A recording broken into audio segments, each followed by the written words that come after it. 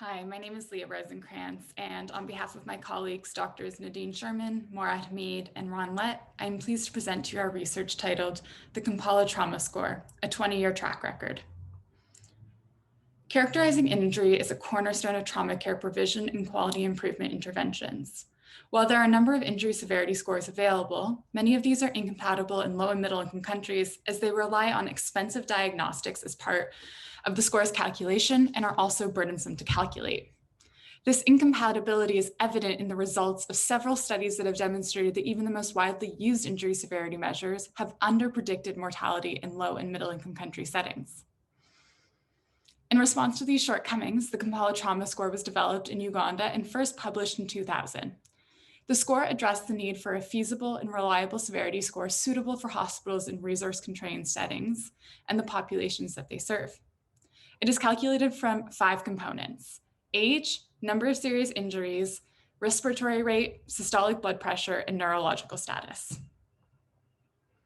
The KTS has now entered its 20th year, and many instances of its use in low and middle income countries have been documented. But the extent of its adoption remains unknown, and it's unclear how the performance of the KTS has fared over time.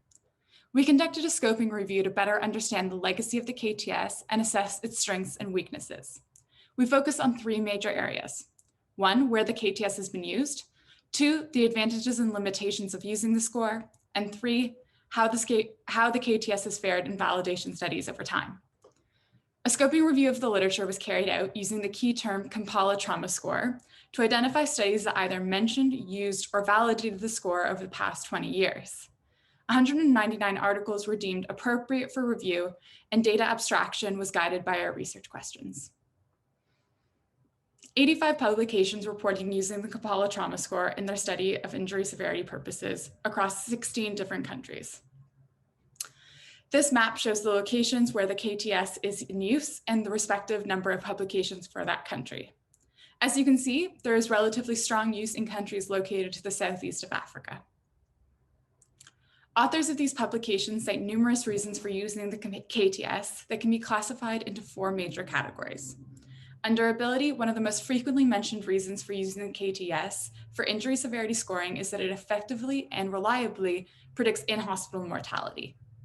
Several publications also mention the KTS's ability to calculate an injury severity score for both adults and children. Under utility, several publications mention the score's potential use for triaging patients and for its help in supporting decision-making in the emergency department. Publications mentioning simplicity refer to both ease of data collection and ease of calculation. And lastly, 28 of the publications explained that the KTS was well-suited for resource-scarce environments. 11 publications also mention several limitations to the score's use. The most commonly mentioned disadvantage of the KTS is that it limits comparison with other published registry data that use alternate scoring systems, such as the ISS or the RTS. A few other limitations seen here were noted by a small number of publications. Okay, on to validation. 37 studies sought to validate the KTS as an injury severity score. The most commonly evaluated outcome was in-hospital mortality, which is what we have chosen to focus on in this presentation. The reported areas under the receiver operating curves for the Kampala Trauma Score were categorized using the academic point scale. We found that the KTS was an excellent predictor of in-hospital mortality in 5 studies, a good predictor of in-hospital mortality in 7 studies, a fair predictor in 4 studies, and a poor predictor in 2 studies. It did not fail to predict mortality in any study.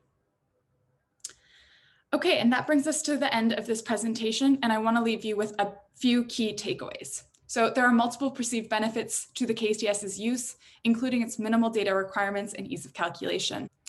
The KTS mostly ended up being classified as a good predictor of injury severity as assessed by different outcomes and for different populations. For the most part, the KTS compares well against other injury severity scores. And lastly, based on these results, we recommend the KTS for new and continued use in trauma registries in low and middle income countries as reliable and effective predictors of mortality in a general trauma population. And that is the end of this presentation. Thank you so much for listening.